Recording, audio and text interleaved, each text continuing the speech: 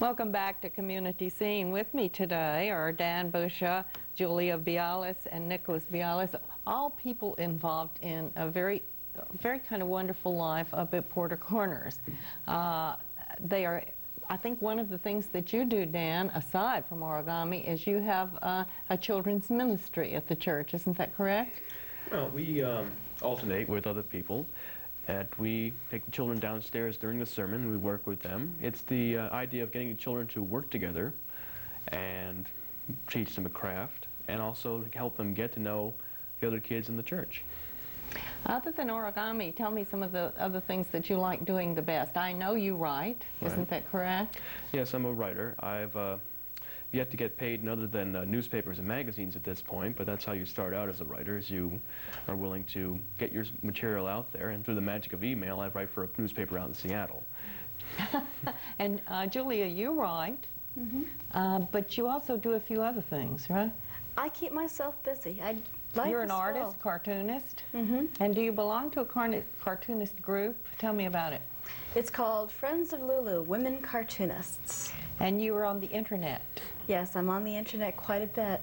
I'm involved in a women's forum called Pleiades, where women of different kinds discuss many different things, as well as being involved in several listservs, mostly professional women and feminist women, like the Feminist Women at Home group, which is a very fascinating group of women. Many of us are semi-professional. We work out of our homes doing one thing or another. So you're doing homeschooling, some homeschooling too? Yes. Obviously. So I just had no idea so many things went on up at Porter Corners. Yep. There's also a homeschoolers group called Time for Learning, as in T-H-Y-M-E, Time for Learning up in Hudson Falls. I'll be doing an origami demonstration with this Friday from 3 o'clock to 4 o'clock. Oh, wonderful. And don't forget the library. All right, you're going to do a paper hat for us now. I take it this is a little bit of different paper hat than the one we just had with the captain. It's a little different paper hat. Many movies in the 40s, I remember one that I'd seen on TV a few weeks ago with Humphrey Bogart. I think it was called The Paper or The Press, I don't remember which one. You would see the people running around the newspaper facility itself with all these little square box hats on to keep the ink out of their hair. And it's a classic hat, but it's one of those rituals you would go through with the newspaper. They show you how to make the paper hat out of the newspaper, and you'd be one of them since you had your own little hat. Now, I've decided to use the Sunday Funnies because kids are a little bit more apt to wear a hat if it looks something that they would recognize. And it's a little square, we might not exactly call a pillbox hat, but you'll see what it looks like when I'm done. As I had done before with the other paper hat, the newspaper boy was kind enough to make the first fold for me. So we'd open that up, so we see Lucy and everybody else. And you take that middle crease the paper boy made, and just fold the paper down. For the first few steps, it's going to look just like the classic paper hat people are familiar with. And it changes a little bit right about now. The flap over here, which I just folded up towards these, I fold in half to meet that bottom crease there. Then I fold it up again. Then we wind up having a small hat with a brim. Now, here's where it gets a little bit more complicated, because when I turn this over, I'm not going to be doing the exact same thing as I've done here. I think it's a little harder to do it on the stand than it is if you're sitting down at a table, isn't it? Well, it's harder for me, but it's easier for the people at home to see how to do it for themselves. As origami books will just have picture, picture, picture. There's a man out in Maine named Ned Carr. He's blind, and I've helped him work on origami demonstrations as well. He had told me how to do it, which would be to take about 10 different sheets of paper representing steps 1 through 10, fold step 1, then step 2, then step 3, then tape them to a piece of paper, and he'd be able to figure them out by feel. I thought this was unusual till he actually started sending me the pieces of paper he had completed with my help. That sounds complicated to me. So, we still Origami by mail sounds complicated to me. Well, people play chess by mail, so as long as you can figure out where your moves are, you have your chessboard set up at home, there's a lot you can accomplish when you don't want to use the phone as much. So we still have our middle crease point there. We take one end, fold it in half till it meets that middle crease. We take the other end, fold it in half till it meets that other middle crease. Now this flap right here, you can see where the difference is. It gets folded in half, then folded back. The technical term in origami is called a preliminary fold, as in you're folding, but not really. You're folding to go on to a different step. Little crease there, take the corner down, and you meet it. Little corners there, you fold them up so the corners are covered. You fold it again along that line there. And you tuck it in to a little flap here to secure it.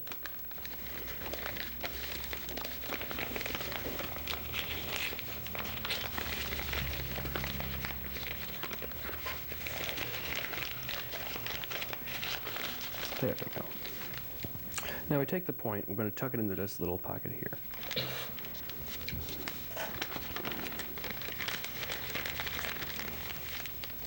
Now this is something that looks roughly like a military hat. And if you wanted to stop there, you could, but there is another few steps. We take our little hat, we open it up so it almost looks like a mouth, and we grab a corner of a middle of each corner, slowly squeeze it out till it gets flat. There's a little hair or space there.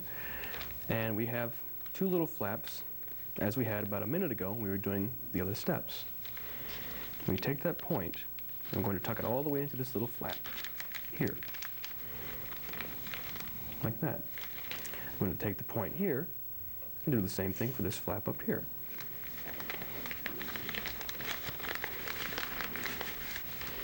Now, all that remains is to open up the hat and block it off so it resembles a square hat. We have a finished hat. Well, it looks like the the paper hats that the fry cooks wear in restaurants, doesn't it? Keep the grease out of your hair. Yep, that's the idea. How about that? And one little trick is you pull out the points. You either have a mortar board or a bishop's mitre, like that.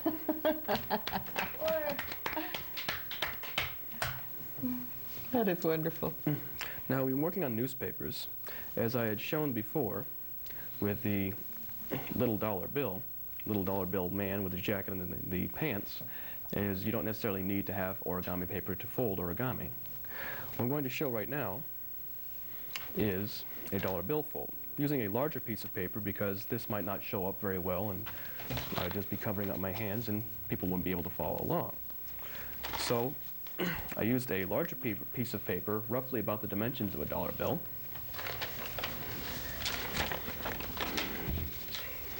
Like that.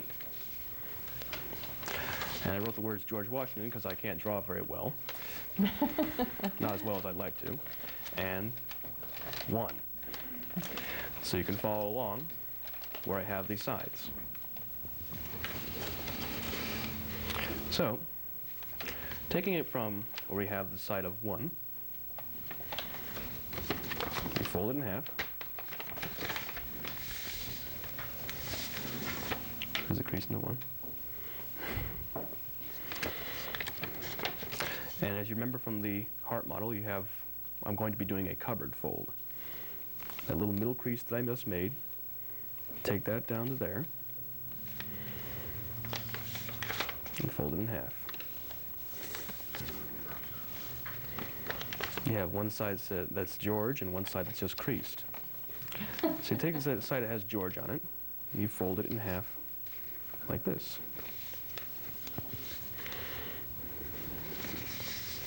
So we have the corner and 2 little flaps sticking up.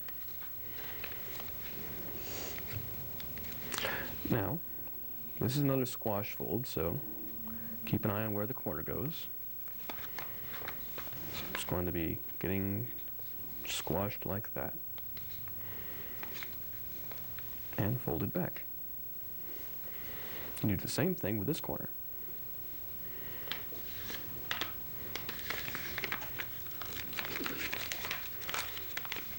And squash it down and fold it back. Now, you'll see where the triangle solely, there's a triangle here that meets up.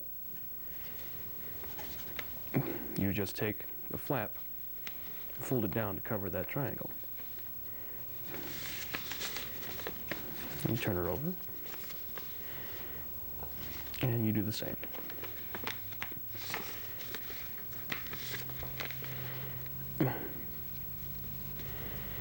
Now, I'm going to open it up just to fold it over like a book.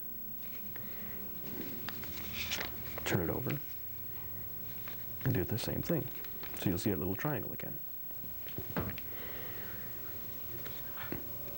Now, next step is to fold the corner over.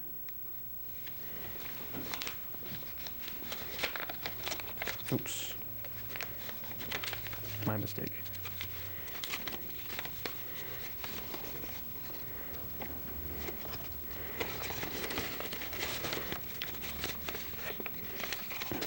Sorry about that. Well, you can make mistakes. Yeah. Well, so we should have the two flaps sticking up like that. So you'll take the corner and fold her down, and fold these top corners down too.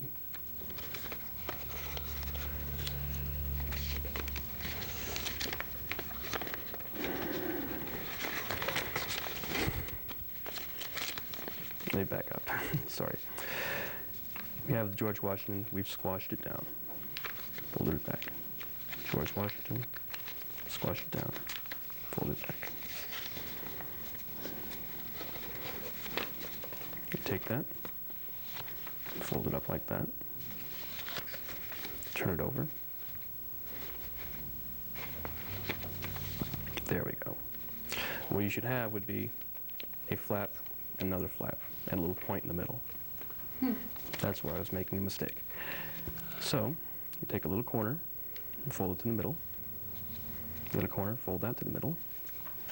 And do the same with these top here, to the middle. Turn it over. Make another fold to the corner, going to the middle. And the same with that. Now, the last crucial step. So you see this little point here. Put your fingers on on each side of it. And slowly squash it out. So what you'll have will be a dollar bill bow tie with George's face where the knot is. And so you can wear it, if you don't have a bow tie to go to a party, you can make that really quickly out of a dollar bill, right? Or a black piece of paper. Or a black piece of paper and have a tie to take you. That's wonderful. We're going to take a short break and we'll be back with you in just a moment.